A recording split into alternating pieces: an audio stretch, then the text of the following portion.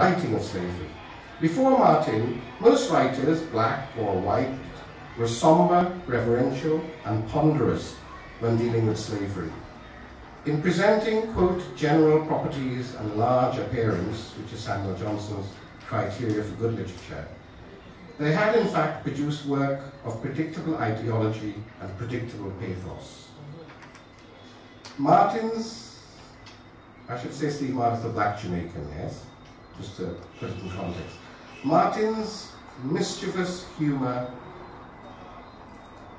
liberates the slaves from the barracoons of dull, worthy narratives, and raises questions more familiar in Jewish circles about the representation of historical tragedies which still afflict the living.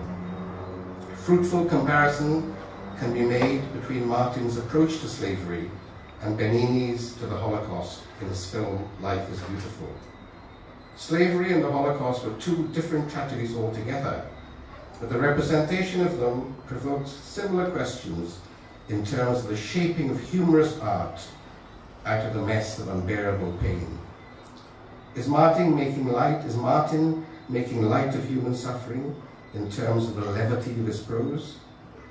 Or is he making light of human suffering in a different sense, illuminating the hold of the slave ship to reveal a horror that could only be expressed in its negative, which is comedy, with a capital C? Humor being the inevitable expression of that which cannot be comprehended, which cannot be made meaningful, subject to reason, to linear explanation. In raising such questions, it seems to me that black British writing is striving for liberation, not only from ethnic categorization, from expectations of drumbeat or ghetto blast, but more crucially, liberation from the logic of suffering, or the logic of disability, which was Edward Long's original point. Edward Long wrote a book called The History of Jamaica in the 18th century, where he said, and I'll just quote you very briefly, Edward Long said about the African,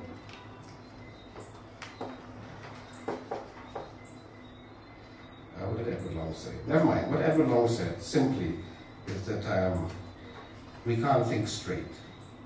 We'll put it like that. He said, we can't think straight. I can't find a quotation. He puts it much more elegantly, right? Let me see if I can find it. Anyway, we can't think straight. He said we can't shoot straight. We can't do right angles. We can't do anything. And what I'm saying about this friend's novel is that he is challenging the logic of suffering or the logic of disability. Because I think straight is to be disabled in some way, you know. Just before he left Britain in 1978, Sam Sullivan urged that, quote, we have now to start thinking in terms of world literature, of contribution universally, rather than merely with protest novels, with days of slavery, with the hardships of the black man, by which he means everybody. We want to rise above that. I would argue that one small step towards rising above that, that's a quote from Sullivan, is Martin's novel, which acknowledges black suffering, but which embraces Wilson Harris's concept of the unfinished genesis of the imagination by its creative revisioning of 18th century life to include a black dimension which both surprises and renews our sense of the past. The novel is set in the 18th century. And in the process of renewing and modifying the form and content and imagery of the past, the novel provokes questions about history and writing which are of contemporary relevance to other ethnic communities, in this case the Jews, and therefore strives for a universality more compassionate and inquiring and uncertain than the universality dismissed by Achebe in his book Mourning Yet and Creation Day. There, universality was of course synonymous with supremacist Western values. As the Sullivans' protest against protest, Martin's achievement is his resistance to a ready sense of victimization and a refusal to moan against minority or marginalized status. As Wilson Harris reminds us, it is only when you are in the margins that you can tilt the plane of the center. He actually illustrates it by saying if you're in the middle, You just grow fat and static. You can't really move the foot in the middle, right? Whereas to the edge you can tilt, you know, the edge, you have a lot of weight at the edge, you know. You can actually overthrow the damn thing, right? Yeah? So Harris is saying, celebrate poet marginality. Yeah? Don't worry about center and periphery, just celebrate the fact that you have weight. Literally weight, right? The weight of being, at the center you grow fat and sluggish and settle in tradition.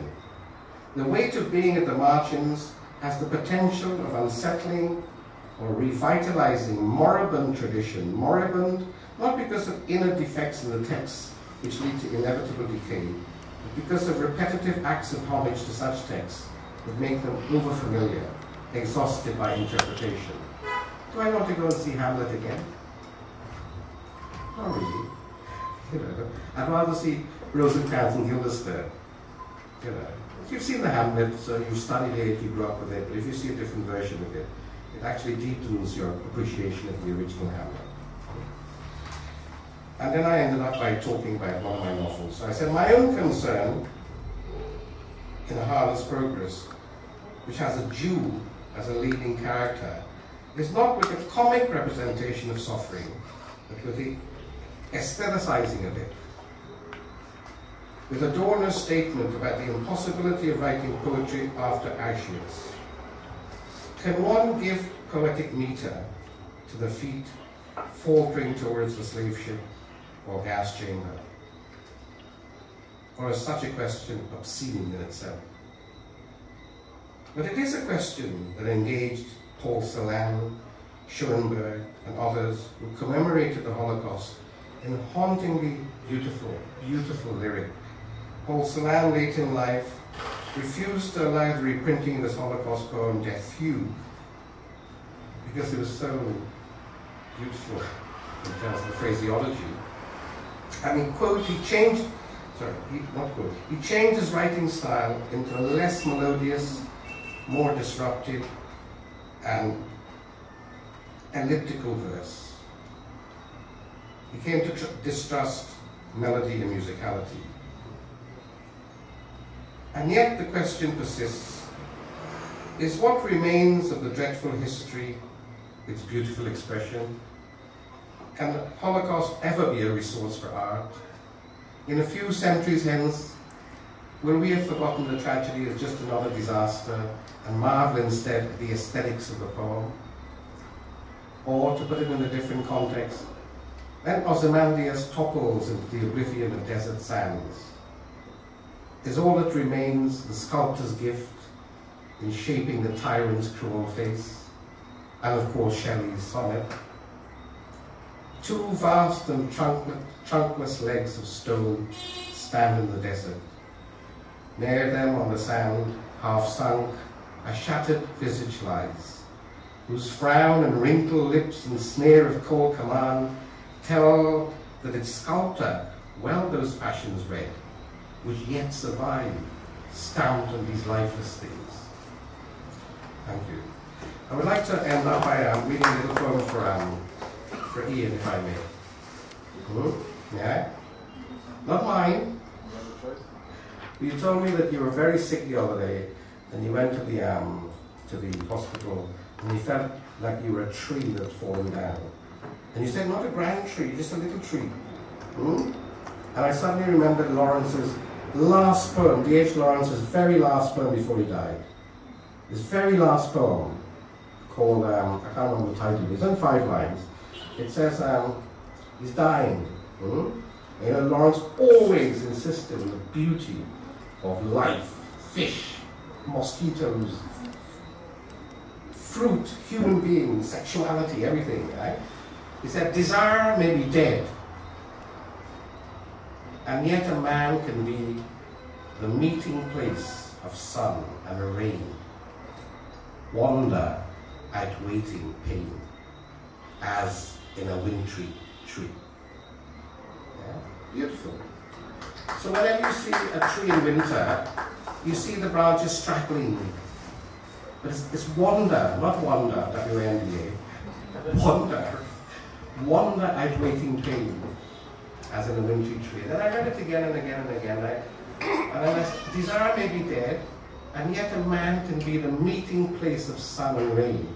Put so simply, well, the meeting place of sun and rain is obviously a rainbow. It's about light.